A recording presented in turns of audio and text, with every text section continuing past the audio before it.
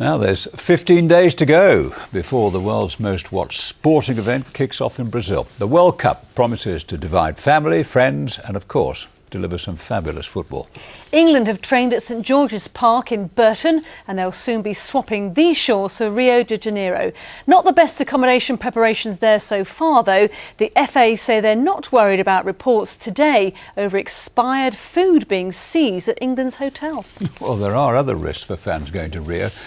Mainly medical, but they're getting help thanks to a school of tropical medicine. Experts say the risks in Brazil are different in each location, and the climate in Manaus presents the most health hazards. Matt O'Donoghue reports. From the white sands of Rio to the rainforests around Manaus, tropical paradise awaits the England team and its army of fans. But behind this beauty lies a number of nasty beasts. What I have here are two of my tickets to Portugal, Ghana, so the World Cup tickets in Brazil. And what this means is I've come here to the travel clinic to get my jabs to make sure I'm fully protected. So when I'm watching my 7 football matches in Brazil, I don't have to worry. The things that we really worry about are the exotic tropical diseases transmitted by mosquitoes such as malaria, yellow fever and dengue fever. And those are diseases that can be very unpleasant and people can certainly die from them. You'll only get malaria in Brazil in the Amazon, and that's really the only in Manaus, which is the first place we play. It's a bit difficult to predict which other stadia that we'll go to because it will depend on how well we do in the tournament. So you've had diphtheria, tetanus, polio, hep A, typhoid and yellow fever. Yes. And you've opted to have rabies because you... With tickets for 7 matches, Karen will be travelling right across Brazil. Today she's having her rabies jab, leaving nothing to chance. I think it's important to protect yourself when you obviously go to a foreign clime. Obviously really excited about going to Brazil, my first World Cup, but I guess managing the risks and being sensible. I don't want to come home and have a big regret because I'm really, really ill, having done something that's fantastic. A 10,000 strong travelling army's expected to head for the home of the Samba, but without the right jabs, some may return with more than they bargained for. Matt O'Donoghue, ITV News. And lots of action on football in the World Cup here on ITV, of course. Well, now the national and international news is a few moments away. Alistair Stewart has the headlines. Rolf Harris says he's a touchy-feely sort of person, but not a molester. Giving evidence in his own defence, he admitted an affair, but dismissed charges of underage sex as ludicrous. Are you putting your personal interest before party by clinging on? Thank you very much for coming. Thank you for coming. Clegg still under pressure as he, Cameron and Miliband all wrestle with what to do about UKIP and Europe. And exclusive, the dangers with some Hotpoint and Bosch dishwashers. Our consumer editor investigates. Join Natasha Kaplinsky and me at 6:30. And still ahead on this programme, why the Black Country is taking on the charts. And more sport now, and Burton Albion are vowing to go one better next season following their League Two playoff final defeat at Wembley against Fleetwood Town. But for a club who've only spent 5 of their 64 years in existence in the Football League, a day out at the home of football far exceeded the expectations of the fans. Joe Lobo reports.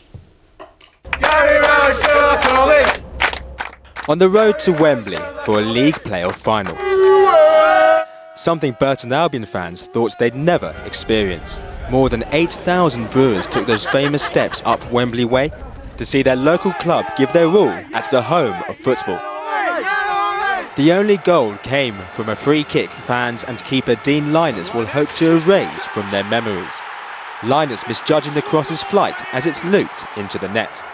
A devastating end to the season for the players, but manager Gary Rowd says the defeat will be a learning curve for his side. When you're sat on a beach somewhere in the next 2 or 3 weeks, I'm sure, that feeling just starts to dissipate a little bit, and you have to then make a decision. Do you come back a little bit stronger from it? Do we see if we can do a little bit more next year? We've got to use that as motivation to build on the next year, to say, well, we've got to get that one step better and get automatic promotion. That's what we'll aim to do next year. For the fans, a day out at Wembley is more than they could have asked for. It's fantastic. It's from a little club like Burton, small town.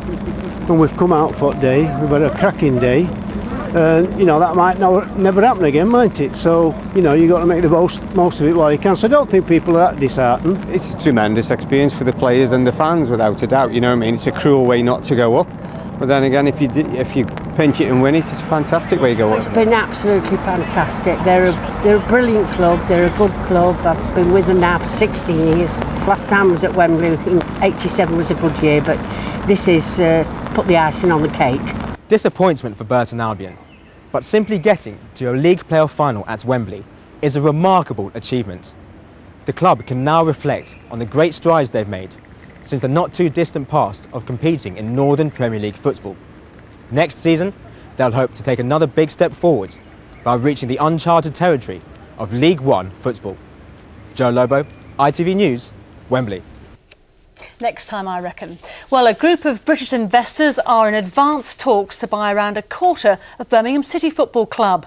The Hong Kong-based firm, which owns the club and the potential buyers, backed by a significant investment fund from North America. It comes just 2 months after Blues former chairman Carson Young was jailed for money laundering. The view is that in these days, if you're going to have any sort of ambitions, you need to have deep pockets. Maybe what we might be seeing is something like a Manchester City, whereby, of course, under Sheikh Mansour, that's become a sort of very dominant club, to say the least. On to boxing now, and later this week, the biggest fight in British boxing history will take place. Carl Froch is expected to receive his biggest payday as he controversially faces George Groves for the second time. Well, Froch is being trained by Rob McCracken, the former British middleweight boxer and world title challenger here from Birmingham. Some pundits felt that Froch was lucky to beat Grove first time round. This time he's based himself at the Institute of Sport, away from the distractions of home. Well, our sports correspondent spent a day in Carl's camp to see how he's preparing for the Froch-Groves rematch.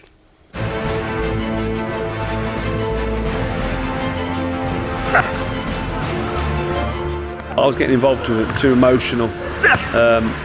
Now I'm just keeping my head straight, thinking about myself, keeping it all logical, and my game plan is the most important thing for me for this fight.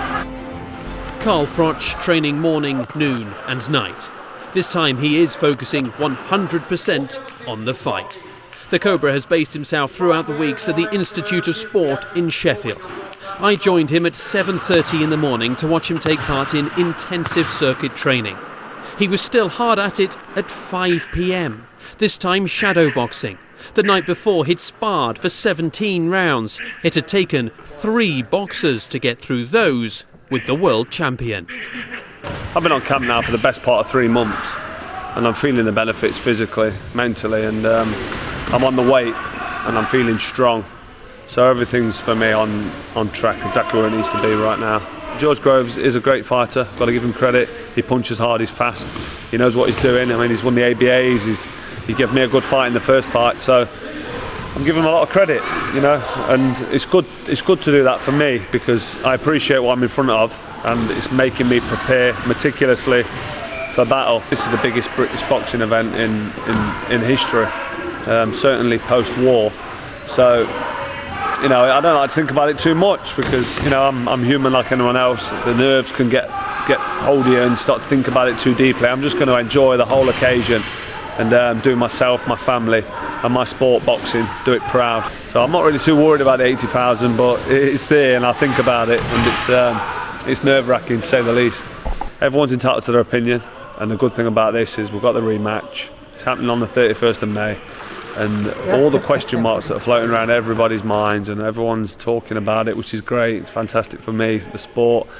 They're all going to be answered on May 31st. So I'm trying not to get wrapped up and involved too much in the to and fro and the arguments. Before the first meeting with George Groves, Carl had just become a dad for the second time. He was appearing on a TV dance competition and was commuting between training and home life. To top it off, George Groves' verbal jibes had got under Carl's skin and he was full of anger. Don't call me boy, I'm 11 years older than you, have some respect. He admits he was lucky not to lose the fight.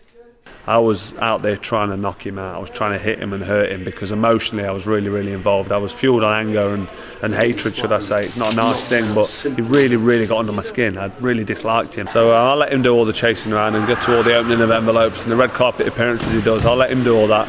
I'm just in the gym training and getting stuck in and doing what I need to do to perform at my best. I feel like the whole world's watching this. It almost feels like the country's going to come to a standstill to watch this little old boxing match, but it's just captured everybody's imagination. It's immense, it's unbelievable. It's him and me and a referee, and I just do what I do my job, and if I do it to perfection and do it right, it'll be another successful night for me. Carl is determined that this time he will be at his best, to put on a performance worthy of the biggest fight in British boxing history. And there'll be lots more on the Froch Groves, the rematch, all this week on the programme. Tomorrow we hear exclusively from Mikkel Kessler, the Danish fighter who once defeated Carl. The former champion gives his views on the fight. He knows both competitors well. That's on ITV News Central tomorrow.